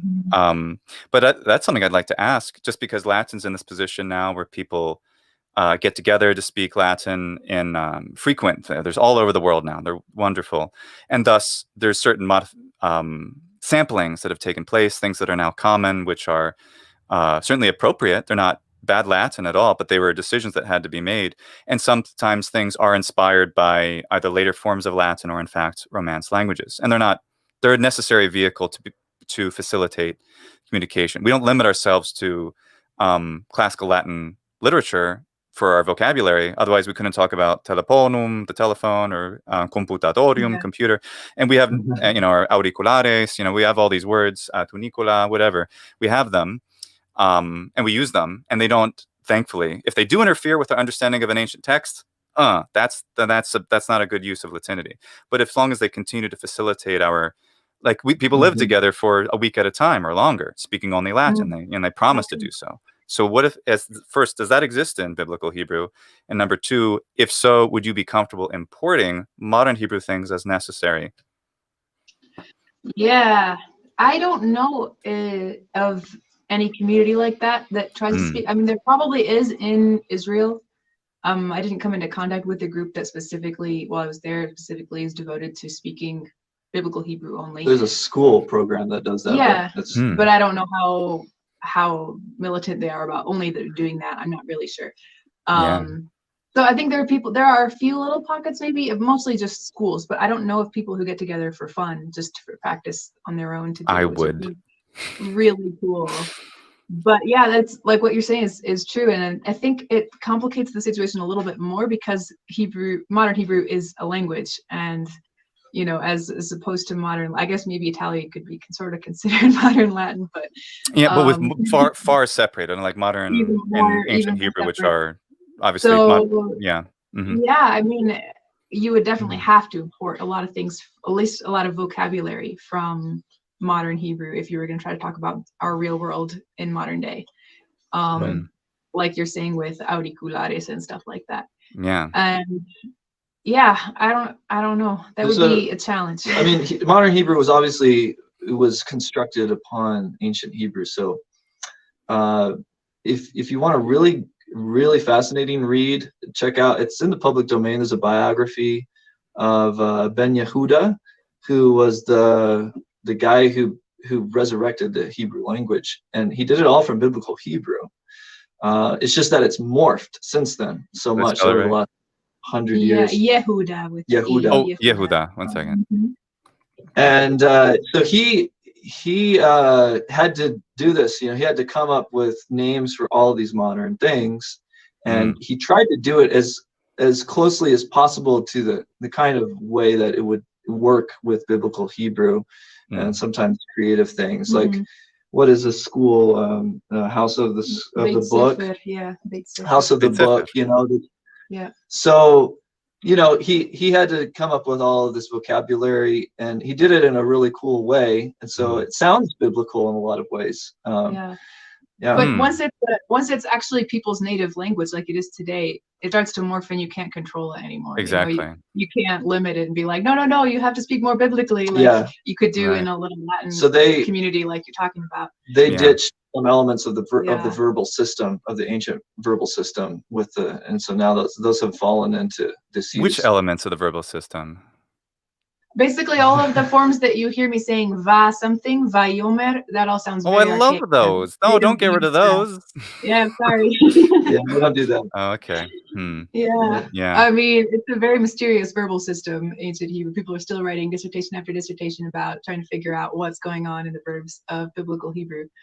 But some of those forms are not used anymore in modern Hebrew. Well, that's then that's how it's going to be. Just as I can be disappointed, there's no case system in Italian. There kind of is in Romanian, but it's like, it's not that much. But and that's a tough one. Well, that said, is there any kind of salutation, valediction, other than shalom that we could say and teach to everyone right now, non-communicative, because we're actually going to give a translation for it as a way to kind of send off everyone at the end of our conversation here?